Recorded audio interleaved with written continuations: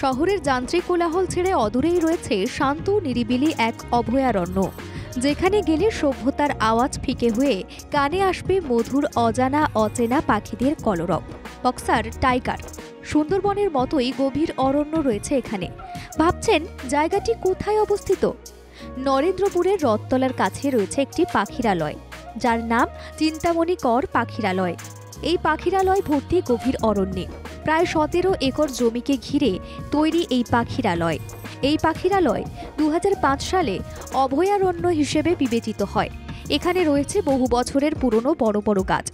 সেই গাছের শাখা প্রশাখা বিস্তৃত বহুদূর পর্যন্ত। লতানো সরু সরু গাছের ডাল, অর্কিড রয়েছে এই অরণ্যে, আর সেই সরু ডালে বসে উঁকি মারছে ফিঙে। কোথাও রয়েছে বাঁশবাগান। বাঁশবাগানের ডালে ডালে দোয়েল পাখিদের লেজ নাড়ানো স্তম্ভিত হয়ে দেখতে হয়।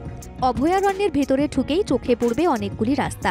সেই রাস্তাগুলির যে কোনো একটি ধরে হাঁটলেই দেখা হবে নীলকণ্ঠ, হরিয়াল, টুনটুনি, বাঁশপাতি, দুধরাজ, নানা রকমের পেঁচা, মাছরাঙা। জঙ্গলের বুক চিরে যে সরু পথ চলে গিয়েছে, সেই সরু পথ ধরে এগিয়ে দেখতে পাবেন বনবেড়াল, সিবেট জাতীয় বেড়াল। আবার রং বেরঙের ফুলের ওপর দেখতে পাওয়া যায় নীল, কালো, হলুদ, সাদা রঙের প্রজাপতি। চুপটি করে ডানা মেলে ফুলের ওপর বসে রয়েছে তারা। জঙ্গলের মধ্যে রয়েছে কয়েকটি ছোট ছোট জলাশয়।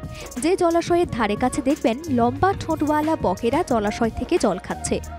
পাখি দেখতে আসলে আপনাকে টিকিট অবশ্যই কাটতে হবে। সকাল 7টা থেকে বিকেল 5টা পর্যন্ত খোলা থাকে এই পাখিরালয়। নরেন্দ্রপুর যেতে হলে শিয়ালদা থেকে ট্রেনে করে পৌঁছে যেতে হবে নরেন্দ্রপুর স্টেশনে। সেখান থেকে টোটো কিংবা অটো ধরে পৌঁছে যেতে পারেন এই চিন্তামণি কর পাখিরালয়ে।